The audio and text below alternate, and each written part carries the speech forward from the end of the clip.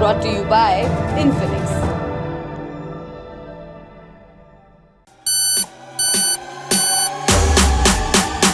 Killer deals on Infinix smartphone सितंबर 11 से सिर्फ फ्लिपकार्ट पर। एक रोज की बात है, रानी एलिजाबेथ अपने स्कॉटलैंड वाले बेलमोरल कैसल के बाहर सैर पर थीं। उनके साथ चल रहे थे उनकी सुरक्षा में तैनात ऑफिसर रिचर्ड ग्रिफिन। सामने से दो अमेरिकी टूरिस्ट उसी रास्ते से आ रहे थे। एलिजाबेथ ने उन्हें देखकर हेलो कहा। दोनों रुक गए, बातचीत शुरू हो गई। साफ था कि उन्हें नहीं पता सामने ब्रिटेन की महारानी हैं। उनमें से एक पूछता है, आप कहाँ रहती हैं? एलिजाबेथ जवाब देती हैं, यूँ तो मैं लंदन में रहती हूँ, लेकिन यहीं पास में मेरा समर होम है। वो बताती हैं कि मैं 80 सालों से यहाँ घूमने आ रही हूँ। 80 सालों से? तब तो आप क्वीन से मिली होंगी। एलिजाबेथ मुस्कुराते हुए कहती है, नहीं मैं नहीं मिली, लेकिन रिचर्ड उनसे कई बार मिले हैं। दोनों रिचर्ड ग्रिफिन की ओर मुखातिब होकर पूछते हैं, वो असल जिंदगी में कैसी हैं? ग्रिफिन मुस्कुराते हुए जवाब देते हैं, थोड़ी खड़ूस हैं, लेकिन उनका सेंस ऑफ ह्यूमर गजब का है। ये सुनकर दोनों एलिजाबेथ को अपना कैमरा पकड़ाकर रिचर्ड के साथ एक तस्वीर लेने को कहते हैं। एक तस्वीर एलिजाबेथ के साथ भी ली जाती है और फिर दोनों अपने अपने रास्ते चले जाते हैं। एलिजाबेथ रिचर्ड से कहती हैं, जब ये दोनों अपने दोस्तों को ये तस्वीरें दिखाएंगे, काश मैं वहाँ मौजूद हो सकती। ऐसे ही किस्से हैं जिन्हें शेयर कर ब्रिटिश जनता अपनी रानी को याद कर रही है। 96 वर्ष की क्वीन एलिजाबेथ का निधन कल यानी गुरुवार 8 सितंबर की दोपहर हुआ।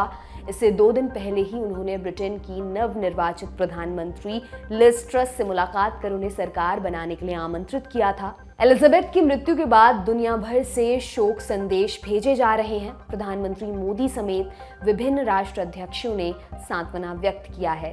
ब्रिटेन में अगले 10 दिनों का राजकीय शोक घोषित कर दिया गया है, जिसके बाद 10वें दिन पूरे शाही सम्मान के साथ उनकी अंतिम यात्रा शुरू होगी।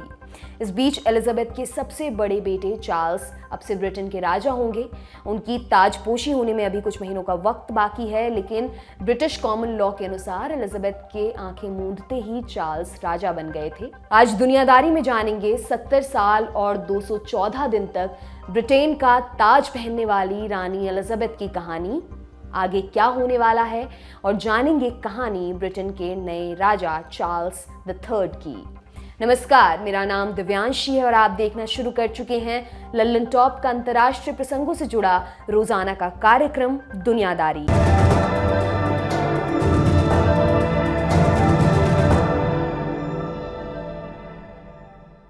आगे बढ़ने से पहले एक जरूरी सूचना। दुनिया भर की खबरों में रुचि रखते हैं तो आपको एक किताब के बारे में बताते हैं। British economy policy in India नाम की ऑडियो बुक आपको मिलेगी कुकू FM ऐप पर। साथ ही कुकू FM का प्रीमियम सब्सक्रिप्शन लेने वाले पहले 500 यूजर्स को 50% की छूट भी मिलेगी। इसके लिए आपको डालना होगा एक कोड LT50 का। सूचना समाप्त, अब बढ़ते हैं एपिसोड की तरफ। शुरुआत करते हैं दिवंगत क्वीन एलिजाबेथ की कहानी से। एलिजाबेथ के बचपन का नाम था लिलीबेट। 21 अप्रैल 1926 को जब उनकी पैदाइश हुई तो उनके रानी बनने का ख्याल किसी को दूर दूर तक नहीं था। उनके दादा किंग जॉर्ज पंचम के बाद लाइन में अगला नंबर उनके अंकल का था। जिंदगी किसी साधारण लड़की सी थी, लेकिन पढ़ने के लिए स्कूल जाने की इजाज़त नहीं थी। फिर अचानक से जिंदगी में एक मोड़ आया। एलिजाबेथ के अंकल एडवर्ड, जो राजा बन गए थे, उन्होंने गद्दी छोड़ने का ऐलान किया। उन्हें एक अमेरिकन महिला से प्यार हो गया था। शादी की जिद के चलते एडवर्ड को गद्दी छोड़नी पड़ी। एलिजाबेथ के पिता जॉर्ज VI राजा बन गए। उस वक्त वो 10 साल की थी। इसी बीच दूसरा विश्व युद्ध शुरू हो गया। एसोसिएटेड प्रेस ने आर्टिकल में उनका नाम छापा, प्रिंसेस ऑटो मैकेनिक। युद्ध के दौरान ब्रिटेन की राजकुमारी सेना में मैकेनिक का काम कर रही थी। इसी दौर में उनकी मुलाकात भारत के आखिरी वाइसरॉय लॉर्ड माउंटबेटन के भतीजे फिलिप से हुई। प्यार हुआ और साल 1947 में दोनों की शादी हो गई। ब्रिटेन मंदी से गुजर रहा था, हर खर्च में कटौती की जा रही थी। ब्रिटेन की होने वाली महारानी भी इससे महफूज नहीं रही। उनकी शादी का गाउन खरीदने के लिए युद्ध समय पर जारी किए गए कूपन्स का उपयोग किया गया। राजकुमारी के तौर पर एलिजाबेथ बेहद लोकप्रिय थी। उन्हें अच्छे से अच्छा गाउन मिले, इसके लिए ब्रिटेन भर की लड़कियों ने उनके लिए अपने कूपन भेजे। राजकुमारी रहते हुए ही उन्होंने अपनी शाही जिम्मेदारियां संभालनी शुरू कर दी थीं। साल 1952 में जब फिलिप और एलिजाबेथ कॉमनवेल्थ के दौरे पर थे कि इंडिया में उन्हें खबर मिली कि उनके पिता किंग जॉर्ज की मौत हो गई है। एलिजाबेथ महारानी बन गई। मोनार्क बनते वक्त ऑप्शन होता है कि आप अपना रॉयल नेम बदल सकें। एलिजाबेथ ने अपना वही नाम रखने का फैसला किया। इस तरह एलिजाबेथ बन गई क्वीन एलिजाबेथ II, क्योंकि उनसे पहले 16वीं सदी में एक और एलिजाबेथ रानी रह चुकी थी। साल 1953 में एलिजाबेथ का राज्याभिषेक हुआ। पहली बार दुनिया ने इस सेरेमनी को लाइव टीवी पर देखा। एलिजाबेथ की महारानी बनने के बाद एक और सवाल खड़ा हुआ, वो ये कि राज परिवार का सरनेम क्या होगा।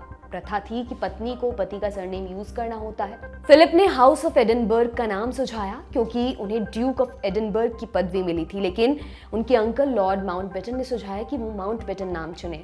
वहीं ब्रिटेन के प्रधानमंत्री विंस्टन चर्चिल और एलिजाबेथ की दादी क्वीन मैरी चाहते थे कि एलिजाबेथ पुश्तैनी विंसर सरनेम चुने। एलिजाबेथ ने ऐसा ही किया। उनके बच्चों का सरनेम विंसर ही रहा। ये बात प्रिंस फिलिप के लिए बेइज्जती वाली थी। उन्होंने कहा कि वो पूरे ब्रिटेन में एकमात्र आदमी हैं जो अपने बच्चों को अपना सरनेम नहीं दे सकता। ऐसे ही कई और कारण रानी बनने के बाद पति पत्नी के संबंधों में तनाव की वजह बने। ऐसा ही कुछ एलिजाबेथ की बहन के साथ हुआ। वो एक डिवोर्सी से शादी करना चाहती थी, लेकिन चर्च ऑफ इंग्लैंड इसके खिलाफ था। एलिजाबेथ मजबूर थी। उन्होंने शादी की इजाजत नहीं दी। ब्रिटेन के नए राजा किंग चार्ल्स का जन्म एलिजाबेथ की शादी के 1 साल बाद हुआ था। इससे 2 साल बाद उन्हें एक बेटी हुई और 1960 और 1964 में उनके 2 और बेटे हुए। इस दौरान उन्होंने दुनिया भर के देशों का दौरा किया। इनमें वो देश शामिल थे जो पहले ब्रिटिश राज के अंतर्गत आते थे, यानी कॉमनवेल्थ। इसके अलावा 15 ऐसे देश भी थे जहां ब्रिटेन का मोनार्क एम्परर या एम्प्रेस माने जाते रहे हैं। ऐसे देशों में न्यूजीलैंड, कनाडा, ऑस्ट्रेलिया जैसे देश शामिल हैं। 1961 में उन्होंने पहली बार बतौर ब्रिटेन की महारानी भारत का दौरा किया और गणतंत्र दिवस पर परेड का निरीक्षण भी किया। हालांकि भारत को आजाद हुए तब कुछ ही साल हुए थे। ऐसे में तब प्रधानमंत्री नेहरू और एलिजाबेथ को काफी विरोध का सामना करना पड़ा था। बाबा नागार्जुन तब लिखते हैं, आओ रानी हम ढोएंगे पाल की, यही हुई है राय जवाहरलाल की। 7 दशक तक महारानी रहते हुए एलिजाबेथ कई विवादों का हिस्सा भी रहीं। अपनी बहू प्रिंसेस डायना के साथ रिश्तों को लेकर उनकी काफी आलोचना हुई थी। डायना शाही परिवार के मुकाबले काफी आजाद विचारों की थी। ब्रिटिश टेब्लॉइड महारानी की उनसे तुलना करते हुए उन्हें पुराने विचारों का बताने लगी थी। इसके अलावा अपने पोते प्रिंस हैरी और उनकी पत्नी मेगन मार्कल के एक इंटरव्यू के बाद भी उन्हें काफी आलोचना का सामना करना पड़ा था। मेगन मार्कल ने तब शाही परिवार पर नस्ल भेद के आरोप लगाए थे। इसके अलावा उनके सबसे चहेते बेटे एंड्रयू पर अमेरिकी सेक्स रैकेट सरगना जेफरी एप्स्टीन के साथ रिश्तों का आरोप भी लगा। इन सब विवादों के बावजूद अपनी मृत्यु तक रानी एलिजाबेथ ब्रिटिश जनता में लोकप्रिय बनी रहीं। उनके साथ एक बात खास तौर पर जोड़ी जाती है कि उन्होंने ब्रिटिश लोकतंत्र की मर्यादा कभी नहीं तोड़ी, कभी जाहिर नहीं होने दिया कि उनका राजनीतिक मत क्या है। यहाँ तक कि ब्रेग्जिट को लेकर उनका मत क्या था, इसे लेकर भी कोई संकेत नहीं मिला। ब्रिटिश इतिहासकार रॉबर्ट लेसी के अनुसार इसकी सीख उन्हें अपने शुरुआती दिनों में ही मिल गई थी।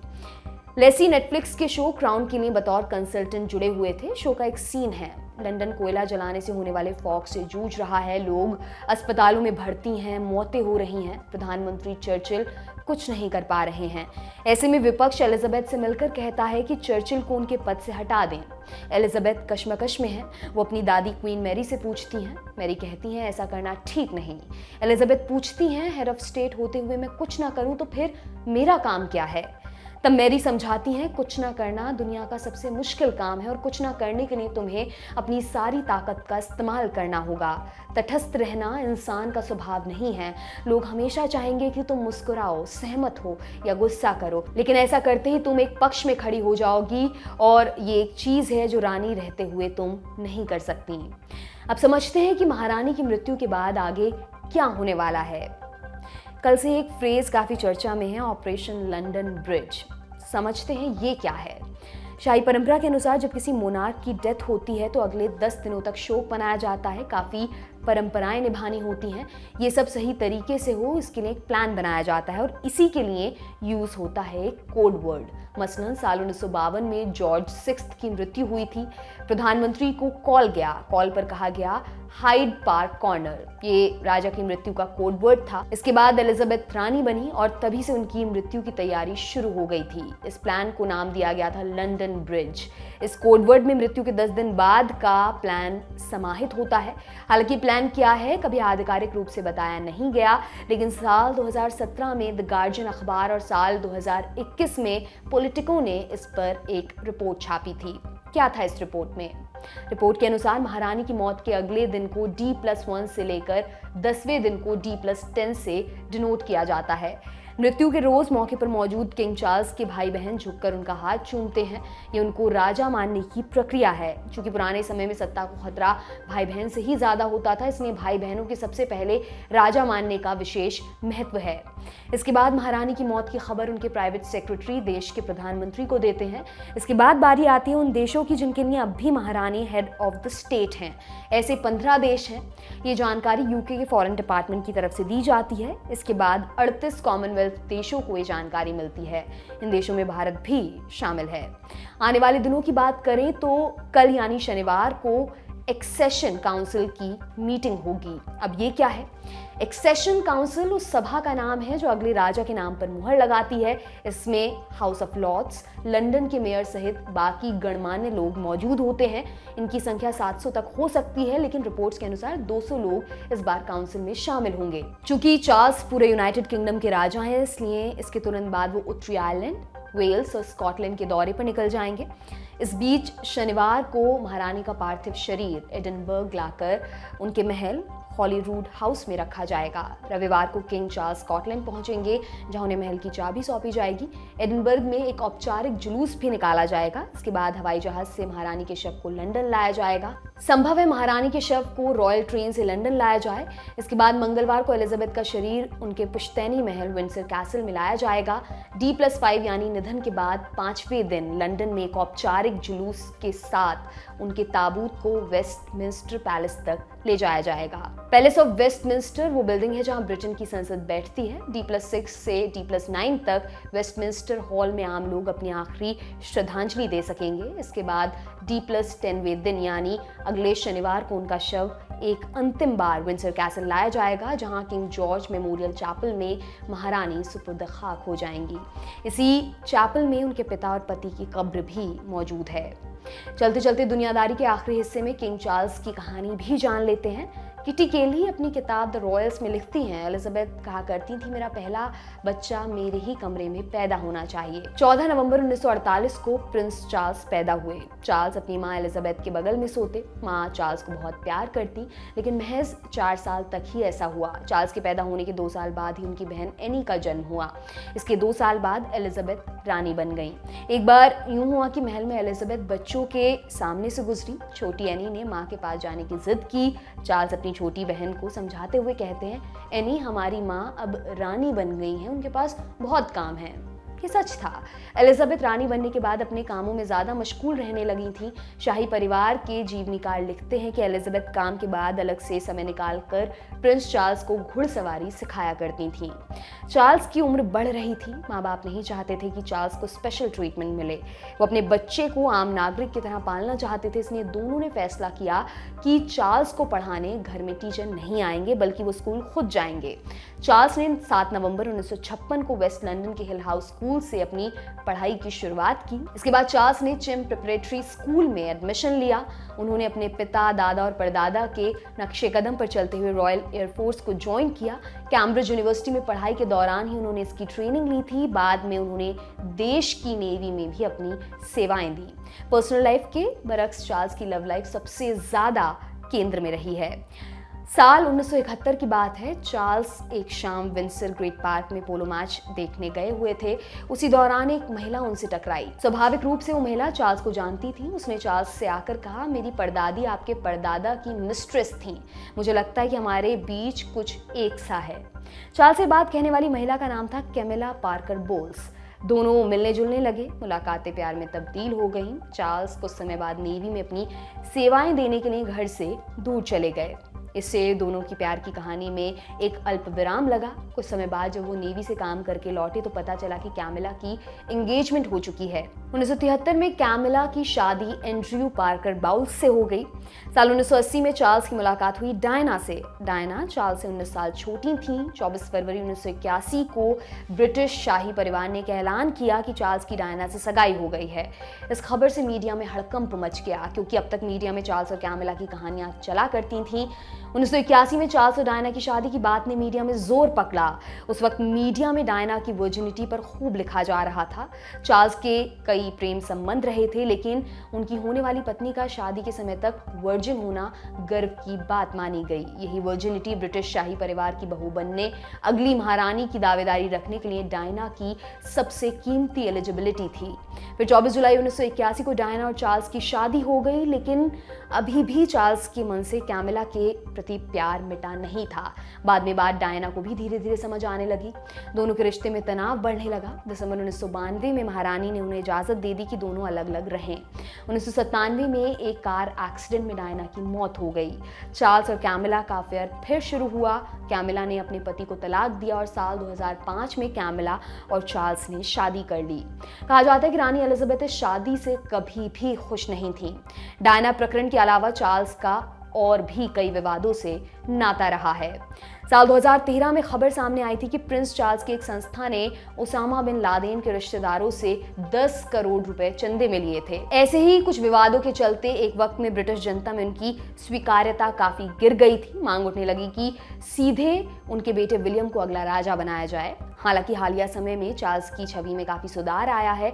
उन्हें पर्यावरण प्रेमी के रूप में भी जाना जाता है। कुछ साल पहले बीबीसी को दिए एक इंटरव्यू में उन्होंने कहा था, मेरी कार डीजल से नहीं, वाइन और चीज से चलती है। चार्ल्स राजा तो बन चुके हैं, लेकिन उनका राज्याभिषेक होना भी बाकी है। इसके लिए कोई तय समय सीमा नहीं है। पिछली बार से तुलना करें तो एलिजाबेथ फरवरी 1952 में रानी बनी थी और उनका राज्याभिषेक जून 1953 में हुआ था। नए राजा के साथ ब्रिटेन को नया उत्तराधिकारी भी मिला है। चार्ल्स के सबसे बड़े बेटे प्रिंस विलियम अब ब्रिटेन की गद्दी के अगले उत्तराधिकारी बन गए हैं। वर्तमान में उनकी शाही पदवी ड्यूक ऑफ कॉर्नवॉल है।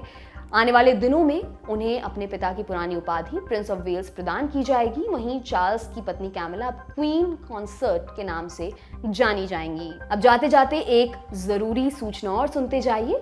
लल्लन टॉप ले आया है बाजा। बाजा माने अब आप लल्लन टॉप सुन भी सकते हैं। काम करें या आराम फरमाएं, लल्लन टॉप बाजा देगा आपका पूरा साथ।